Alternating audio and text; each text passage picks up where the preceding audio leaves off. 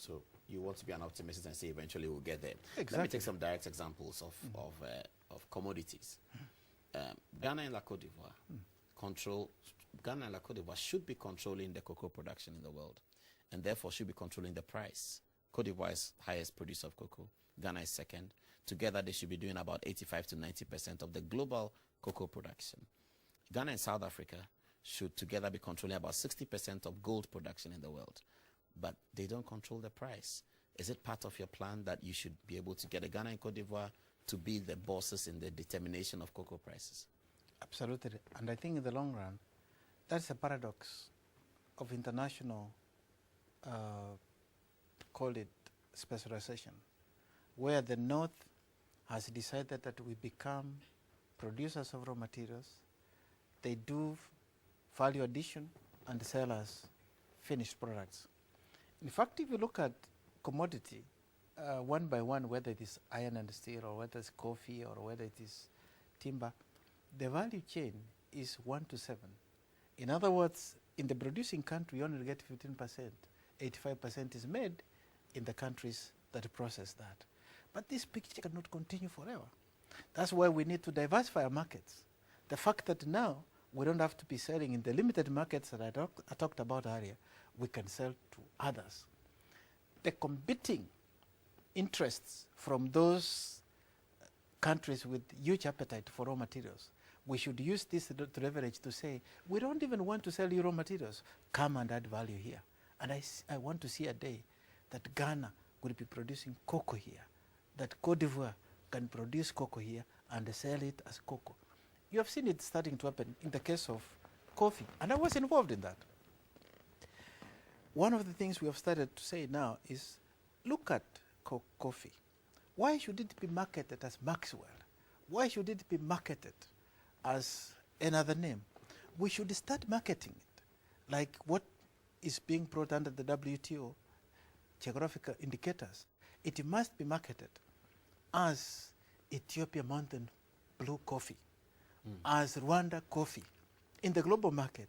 That way, you will start to see benefit. Has that coming begun? to us. It is being done already. Ethiopia coffee? It is starting I've not to seen go. it anywhere. Oh, it is starting to happen. In fact, if you go, you would start to see some brands that bring that name. Nescafe this is a process. Okay. This is a process. So you are advocating that we have to, if there's chocolate or cocoa or something in a shop in London or Brussels, as you say, Ghana or La Côte d'Ivoire, the country name must be on the brand. That's how they started introducing into the WTO. You remember? You can now not produce any wine here and they call it champagne. That is a name that you can only find in a particular place in France. So why would we allow our products to be sold under their names? Yeah, that's an interesting one. But in terms of achieving it, let me come back to the commodities and expand on the market. And you are looking optimistically at the competing interest, say between China and the United States, or between Russia and the United States, or between Brazil and the United States, because China is coming up and they also have some resources to purchase. But they, as purchasers, would like to enjoy the same tenure, where they buy it, add value, and resell it to the bigger market. Why would they be interested in empowering the producer? Let me tell you this.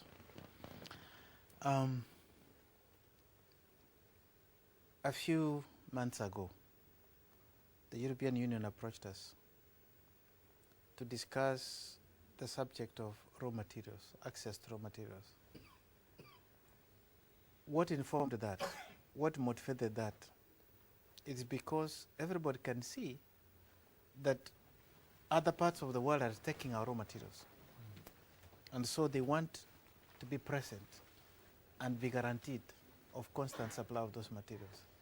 This is what I say, we should now leverage that kind of position and insist that if you are in the market, just like an ordinary market operates, you bring bananas or you bring whatever product to the market.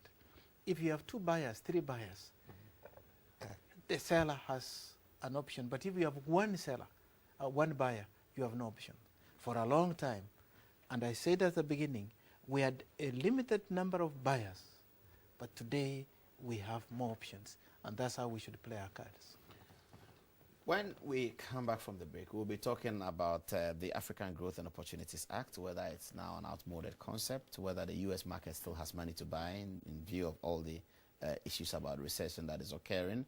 And then we will also get some specific answers from His Excellency about infrastructural development, the rail lines, airlines, transportation of moving stuff across Africa. Is it a big part of the plan? Should that be step one before we start talking about all these optimistic ideas about trade? After the break.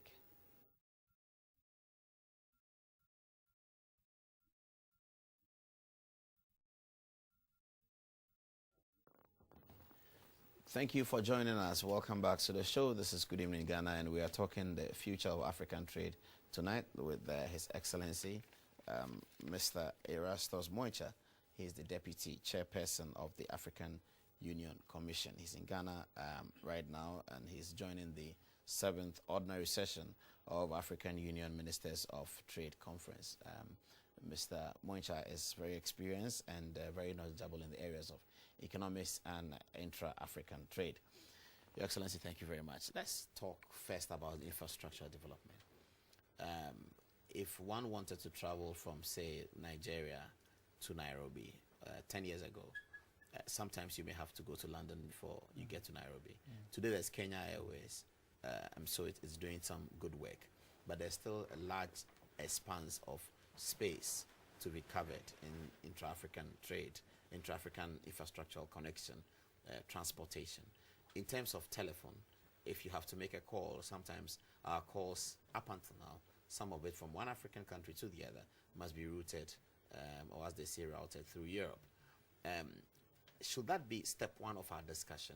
Should we be able to connect our countries very quickly, very easily, before we talk about this big question of trade? Well, infrastructure is obviously a very important element of trade. In fact, in some of the countries in the continent, the cost of transport accounts for as much as 60% of the value of the product on the shelf. Now, that is for Africa. I have seen this kind of statistics in the countries like Malawi, which are landlocked. In Ghana, you are lucky that you are a seaport.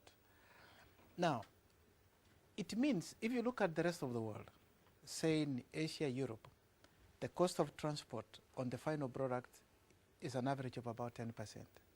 So 40 to 50% of the product that you buy at the market is a transport cost. That's why I would give you an example of Eastern Africa, where we looked at issues of, say, maize.